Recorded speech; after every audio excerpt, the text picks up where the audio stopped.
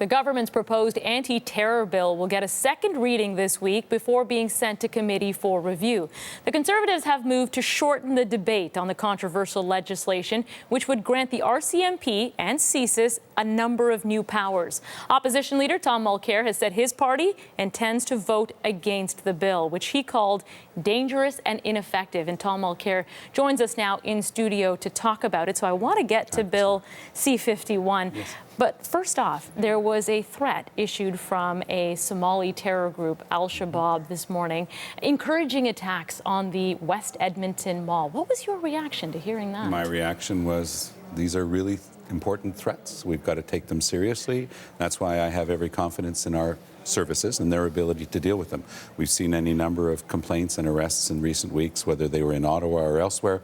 They have to have the tools and the resources to do their jobs, but we have confidence in their ability to do their jobs. So in light of threats like the ones we're seeing today from Al-Shabaab, would it be right then for the RCMP to have more powers to help bring public safety and security to its highest possible level? Bill C-51 goes too far. The definitions are too vast. The scope goes way beyond anything that's required, or at least for which any evidence has been brought forward by the government.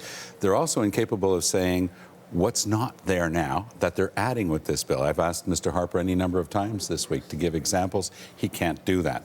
I asked the Minister of Justice to provide examples of what it means to allow CSIS to disrupt. They can't explain that either. You know, if you go back to the days after 9/11, you remember when there was a bill brought in at the time and we were asking tough questions, everybody saying, this is Canada, nothing bad can come of this. Why would you be afraid of giving more powers? Then we went through MyRRR, we had a Royal Commission of Inquiry. We said, well, especially if there's going to be trading of information, you have to be super careful. And that's what's missing here. So we're saying to the government, start making your case.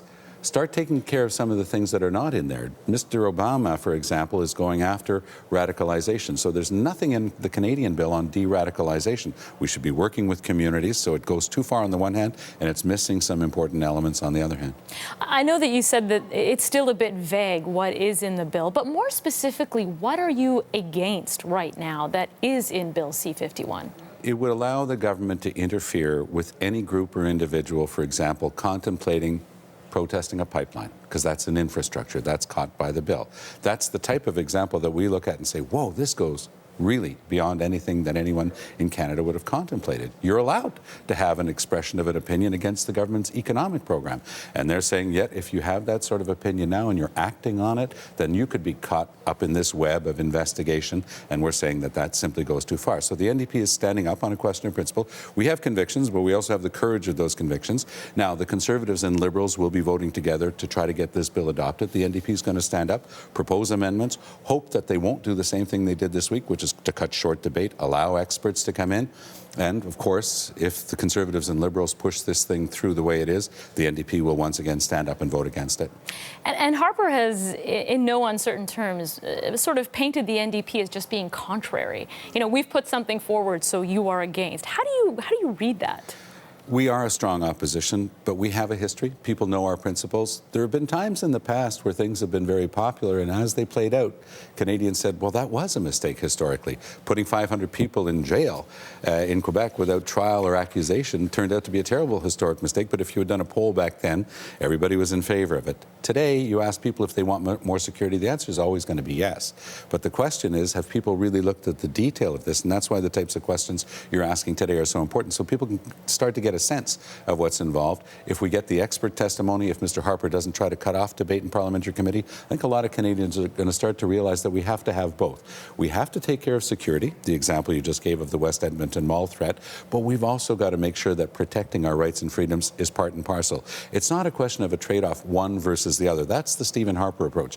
Do you want the environment or do you want economy? You have to have both. Do you want your freedoms and your rights, or do you want to be protected? You have to have both. Let's move on to the mission against ISIS. We heard Defense Minister Jason Kenney say on the House yesterday with Evan Solomon, suggesting that the 6-month fight, this mission, while it is coming up for review, could possibly be expanded, that all options are being considered. What did you make of that? Mr. Kenney opening the door to Canadian military involvement in Syria and Libya was frankly extremely disquieting for all of us. He knows that there's a strong legal opinion at the Department of National Defense against any possible Canadian involvement in Syria. He knows that. So what's he basing himself on? What advice is he giving the Prime Minister, and based on what? We know, for example, that everything that's playing out now, and no one's trying to understate the horrors, everything that's happening there now is a direct result of another misguided war in 2003 led by the Americans of George W. Bush. This is not a UN mission. This is not a NATO mission. This is an American-led mission, and we in the NDP are saying more bombs right now is not the way to peace. We think that Canada can and should be playing a constructive role to get us to peace, and especially helping with the terrible refugee situation in both Lebanon and in Turkey. I want to ask you, we're running out of time, but it is an election year, and I want to ask quickly, your party has been trailing in the polls, in the numbers. Why do you think that is? Well, you know, if we look at where we are now compared to where we were prior to the 2011 election, we've never been better placed 8 months out from an election. And now, it's a little bit like hockey. You know, the playoffs are a whole new season.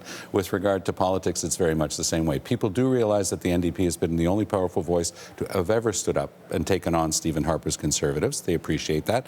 And now they have to see us as a government in waiting and look at the incredible team of women and men that we have that have very progressive values, that want to make sure that we stop taking money from the middle class to give it to the richest 15%, which is Stephen Harper's plan. So we get to talk about security, but we'll also be able to talk about other important issues to the average Canadian family, like childcare, which is another big proposal from the NDP. One last quick thing. What do you think is the biggest lesson you've learned from the last election until now? Well, I've been watching the Conservatives with growing concern, because what was always a hard right has actually grown harder. And the average Canadian doesn't identify with that. So the NDP is proposing something new. Canadians want change, and this time, Canadians will be able to vote for the change they want and actually get it with the NDP.